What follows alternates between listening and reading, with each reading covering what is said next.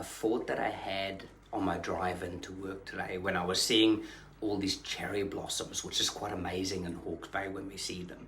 But the thought that I had is how seasons, they kind of run on their own schedule, and kind of even year to year, there's slight little variance in when those blossoms actually turn up. And there's nothing that we can really do to change that natural rhythm that these seasons have. There's nothing that we could do to a tree in winter that makes it all of a sudden start blooming. There's no fertilizer that we can give it or special pruning that we could do that'll make it start blooming in the middle of winter. And the same is really true when it comes to our body. Our body is amazing at healing, and it's so amazing that sometimes we're tricked into this belief that we can speed up that healing. There's a special pill that I can take, a special supplement I can take, a special exercise or stretch I can do to speed up this healing. And the truth is that there's really nothing that you could do to speed up that healing process. Your body runs that process in of itself. There's no person outside of your body that can heal you. Even if you cut yourself, you can clean that cut, you could put a plaster on it, that doesn't heal it. It doesn't even speed up the healing. All it does is it removes an interference to the healing. Your body still has to knit that cut back together. The same as if you break an arm. We could put that arm in a cast. The cast does not heal you.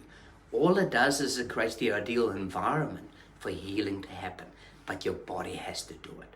And unfortunately, we might not always be as patient with our body's healing process as what we should be, because we confuse that the speed of change means the quality of change, but that's not necessarily always the case. One of the things that we know is that when we start interfering with the healing process, instead of helping as we think it is, it might actually be interfering with it. To give you an example, if we think of colds and flus, if you take something to lower your fever, if you've got a cold, it might make that cold more bearable, but it's going to last longer because you've actually interfered with the body's inborn healing potential. Your body knows what it needs to do, and it has its own time frame. So all we need to do is trust that unseen process that's happening under the surface.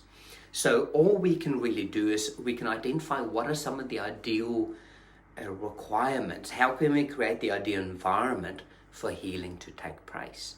If we take a lower back injury, for example, an adjustment does not speed up the healing.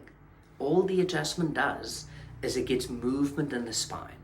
And when there's movement in the spine, the surrounding muscles can work better, the neurological system can work better, the circulatory system can work better.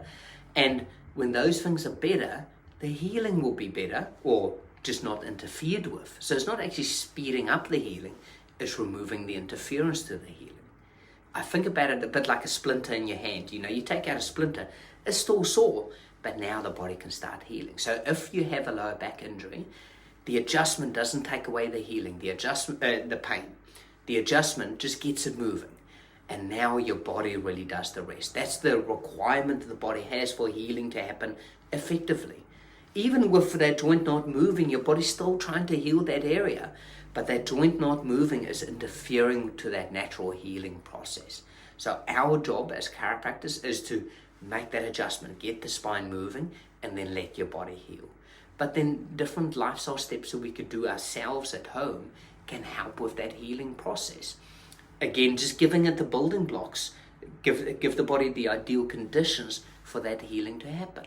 One that I talk about quite often is taking fish oil, because fish oil helps your body regulate inflammation. And inflammation, again, is important. It's part of the healing process. We don't want to shut it down.